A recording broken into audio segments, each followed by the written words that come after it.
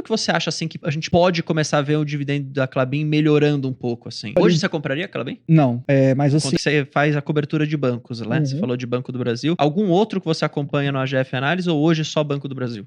Você cobre saneamento? Cara, eu cubro. A gente vai fazer até um relatório de Sanepar.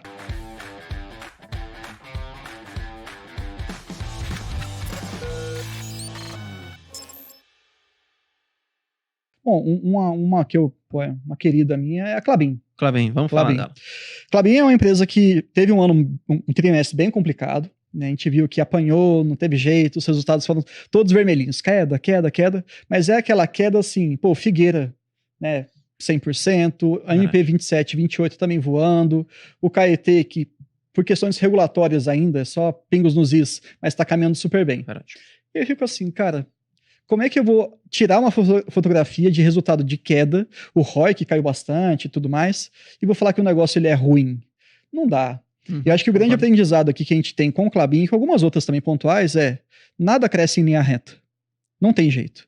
E Klabin mantém o mesmo fundamento, mantém aquela essência de atender os seus acionistas, que, não sei se você tem acompanhado, eles começaram a colocar alguns faróis de projeção do próximo trimestre. É um guidance de curto prazo. Sim. Eu achei sensacional. Quanto mais guidance dá, melhor é. Eu sempre...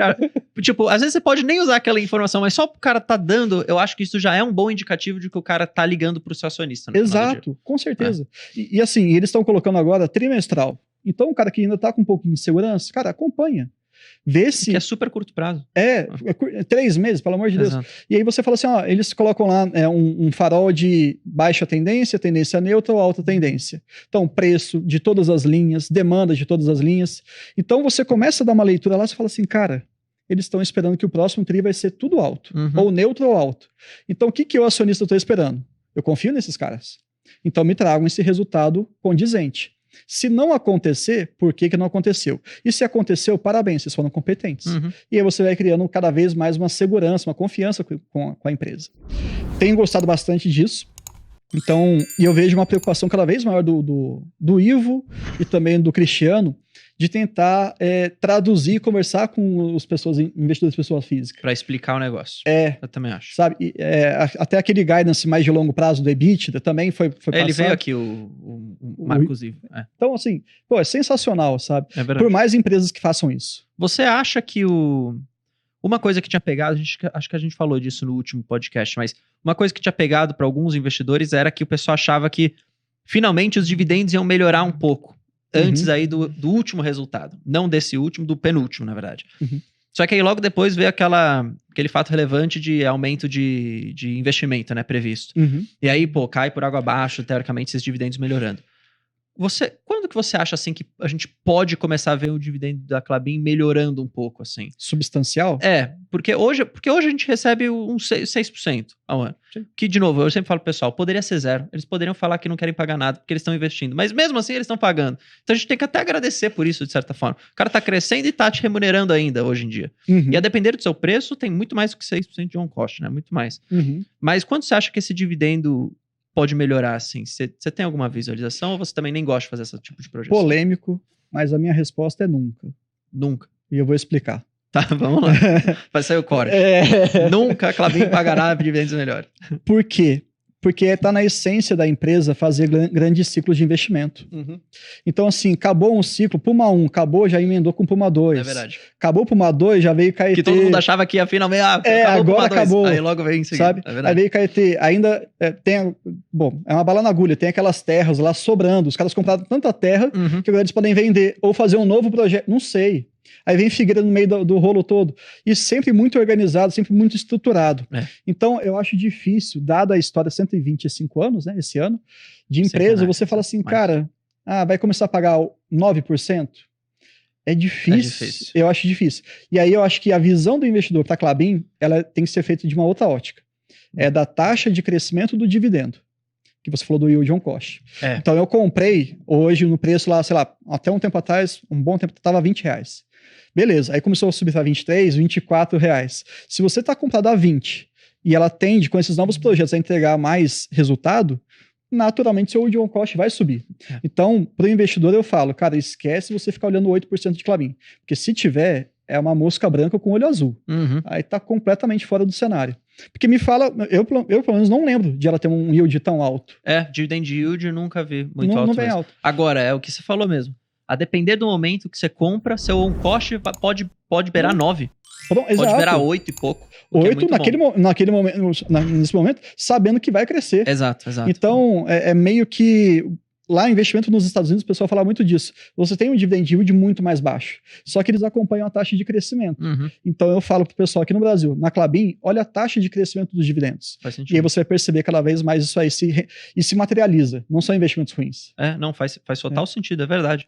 E uma outra questão normalmente os melhores momentos para você comprar Klabin é justamente no contrassenso do mercado. Que é quando todo mundo tá falando que não faz sentido algum se expor porque a celulose tá caindo, não sei o quê. Esses são os melhores momentos. O Jean e o Fábio estavam aqui. Quando a ordinária, a preferencial, final 4, tava, sei lá, 3,60, 3,50. Que foi quando eu comecei minha posição. Aí eu lembro do Jean falando, tava na fábrica lá e o negócio tava rodando e o pessoal falando de celulose, de projeção de celulose, eu vou comprar esse negócio. E aí que você consegue um cost bom, só pra traduzir pro pessoal. Aí você pega os seus 3,60 daquela época, o quanto tá pagando hoje, cara, tá muito alto. É verdade. Sabe? Concordo. Então, e aí o que a gente colocou ali... Hoje você compraria aquela bem? Não, mas assim... Conta de preço? Por conta de preço. Quanto que tá hoje?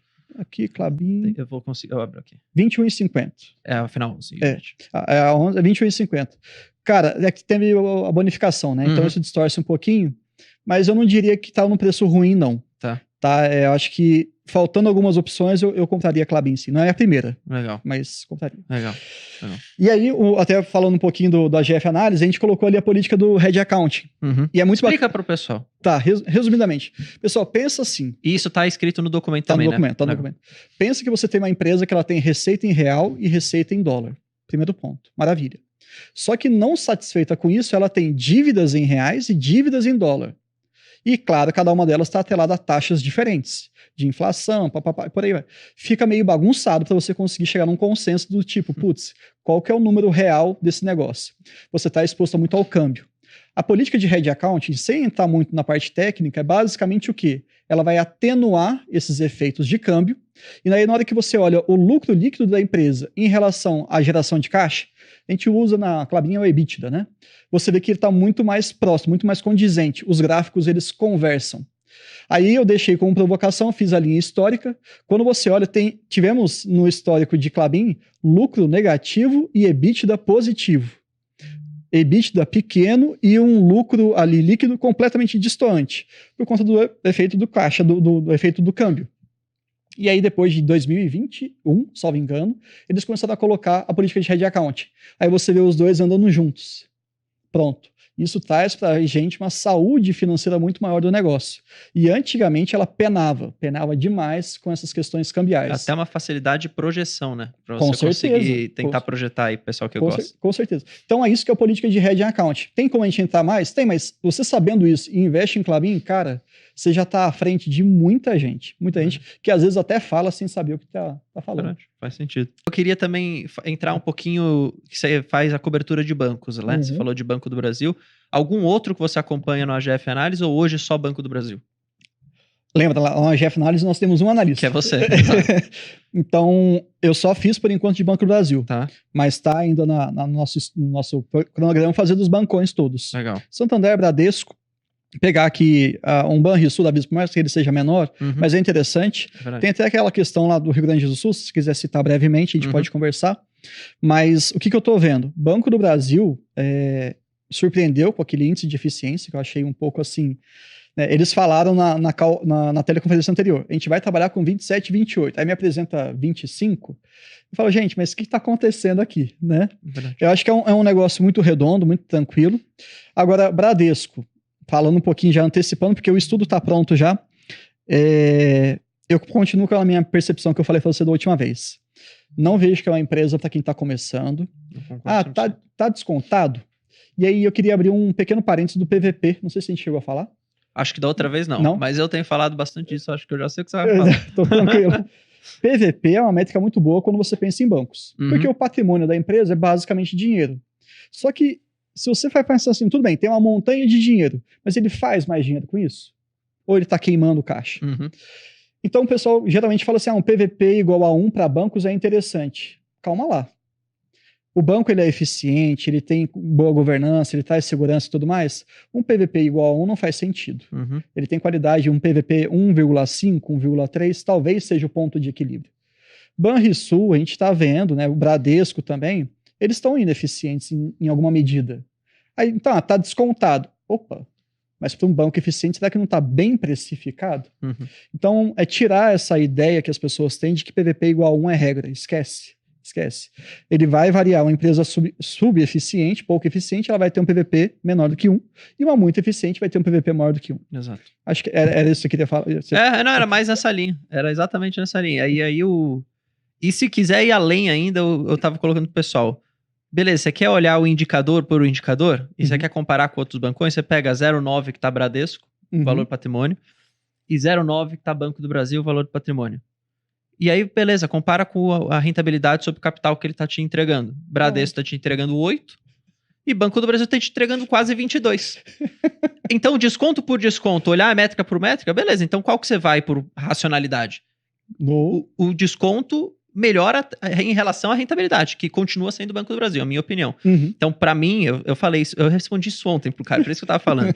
Falou, pô, mas Bradesco, você não acha que tá descontado? Eu falei, pô, pode até estar descontado. Mas se eu tenho Banco do Brasil, que na minha visão também está descontado e me entrega um resultado melhor, cuja oportunidade. Para que eu vou alocar o meu capital em Bradesco se eu posso continuar alocando e construindo a minha posição em Banco do Brasil? Foi isso que essa é a minha opinião. É bem simples assim, na verdade. Não sei se você concorda, mas eu penso assim. Você falou, né? A minha opinião é bem simples. O Barsi falou ontem pra mim várias vezes: investir é trivial. Eu falei, Barsi. Pode ficar inventando moda. Não tem, sabe? Tem certos aspectos que você tem que aprofundar, beleza. Mas em grande parte, cara, não tem muito mistério. E aí a gente fecha esse tópico aí de PVP. Eu acho que assim, nem tudo que tá barato tem qualidade. Concordo. Ponto. É isso. Concordo. Tá? Mas de bancos, assim, só pra gente fechar um pouquinho, Santander, eu confesso para vocês que a gente está ainda montando alguns gráficos para trazer, mas eu vejo que o Bradesco, quem está comprando, o pessoal tá vendo como uma oportunidade, eu só falaria o seguinte, olha, com calma e elegância, sabe? Não vai só no preço, não. Mas está muito baixo, tá nas mínimas históricas, muito próximo. Sim, está, mas ele também está muito mal das pernas. Eu concordo. Então, é isso. Uma questão de Banco do Brasil. Eu acho que, se eu não me engano, acho que foi você que tinha falado da última vez, a gente estava tocando nesse ponto, que possivelmente a gente poderia ver um payout de Banco do Brasil aumentando. Só que aí, infelizmente, o CFO desmentiu. Então a nossa tese caiu por água abaixo. Mas mesmo assim, mesmo mantendo os 45 de hoje, se você for pegar, e acho que você pode falar um pouco mais sobre isso se quiser, em termos de perspectiva de resultado, na verdade, o dividendo por ação até fica melhor, mesmo mantendo essa política, ou na sua visão não. Porque eu acredito, e na verdade as projeções que a gente tem aqui na Genial é de que o resultado melhora, o lucro está crescendo ainda. Então, beleza, lucro crescendo sob uma mesma política, vai acabar o dividendo por ação sendo maior ainda. Então, mesmo que não pague os 50 de payout, como a gente falou que poderia acontecer, eu ainda acho que o dividendo no ano que vem pode ser melhor do que a gente vê esse ano. Sim. Mas opiniões e projeções de cada um. Me surpreendeu muito o que o Giovanni ele falou no trimestre, no penúltimo, e foi ele que trouxe uma possível... deixou aberto, né? Aí a gente foi concluindo, que faz parte do nosso trabalho mesmo. Mas, assim, e aí ele começou a colocar alguns pingos nos is, e não tem problema nenhum fazer isso. Mas eu acho que ele falar menos e entregar mais. Ele falou também no penúltimo trimestre, assim, olha, a gente vai trabalhar com um índice de eficiência de 27%, 28%, e me entrega 25%, então tá conseguindo tirar gordura ainda. Verdade. Então, não acho que é só isso.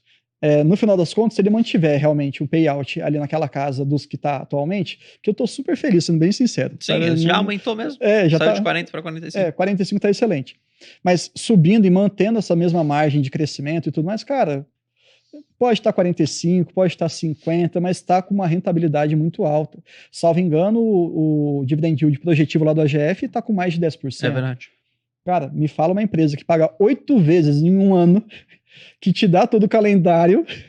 Você sabe exatamente o dia que vai pingar na sua conta e exatamente até que dia você tem que comprar para ter o direito daquilo. E quando é que vai ser anunciado? Porque se tiver algum movimento... É verdade. Você já consegue antecipar também, é verdade. Você não fica assim, putz, tô ansioso. Não, você não tem nem zero ansiedade. Cara, você não achou bizarro, perguntando assim, até que você cobre. No dia seguinte ao resultado, caiu 4 e pouco, quase 5%. Tudo bem que teve um movimento também de questão de Copom, né? Que a gente teve toda a decisão lá e o mercado foi... o mercado todo caiu, no começo, especialmente no começo do dia. Só que depois algumas ações recuperaram, mas o Banco do Brasil ficou lá. Por que você tem alguma visão assim do porquê que você acha que caiu tanto? Alguma coisa negativa te chamou atenção no resultado que podia justificar isso? Ou você acha que talvez tenha sido mais um movimento assim? Eu fiquei 2 dias com isso aí em segundo plano, pensando. Eu falei assim, cara, eu sei que eu tô num exercício que eu tô fadado ao fracasso, que é tentar entender o curto prazo, mas vale a pena, porque é uma empresa que eu tenho, que eu gosto. E eu não achei. Você não achou o resultado ruim? Eu não achei. Nem eu também não. Sabe, eu vi novamente que os análises deles falaram de perguntas e tudo mais. Eu falei assim, cara, mas tudo bem, tem alguns pontos e tal, mas para justificar isso aí, me lembrou, sabe, muito o Klabin Day, que foi falado, né? Verdade. Tava voando a empresa, não sei o que, aí o pessoal falou, vai ter um ciclo o CAPEX, né? Tava muito alto. Aí o pessoal ficou bravo com isso, caiu 4, 5%, depois caiu mais uns 4, 5%. Justifica isso? Não justifica, cara. Sim. Aí vê Banco do Brasil, teve o Copom, é um negócio macro, ok, tá exposto. Mas justifica ele continuar com aquela queda de 4%? Não. Então, eu coloquei na conta de mercado depressivo, maníaco depressivo. Eu comprei nesse dia, você não pode comprar. Eu não pude comprar, cara. Pena pra você. O jurídico, você não pode. Tá bom, então. Você cobre saneamento? Cara, eu cubro. A gente vai fazer até um relatório de Sanepar. E de novo elogiando o Vitor, que ele deu aula pra mim de Sanepar também. Eu gostei muito dos vídeos dele. Mas sendo muito franco, cara, é um setor que, entre os setores best... É o pior deles, eu acho. Acho que junto com o Telecom talvez seja um dos piores. É porque o Telecom tem a Vivo, que dá aula. O cara que comprou bem, dá aula. É verdade. Agora, não só o Sanepar, mas assim, o setor de saneamento... Eu chutei um negócio aqui, caiu aqui, foi mal.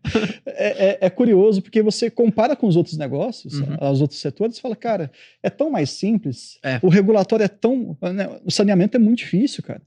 Você discutir, aprofundar, eu achava que eu estava enveredando bem no saneamento. Aí eu tive uma bela dose de humildade com o Vitor e falei assim, Bruno, você não sabe nada ainda, vou te mostrar isso. Aí eu fui avançando. Aí eu avancei e eu continuo com a sensação de que eu não sei quase nada. Eu também tenho isso. E eu tenho uma sensação também que é um setor que ele vai precisar de muito investimento ainda ao longo dos próximos anos.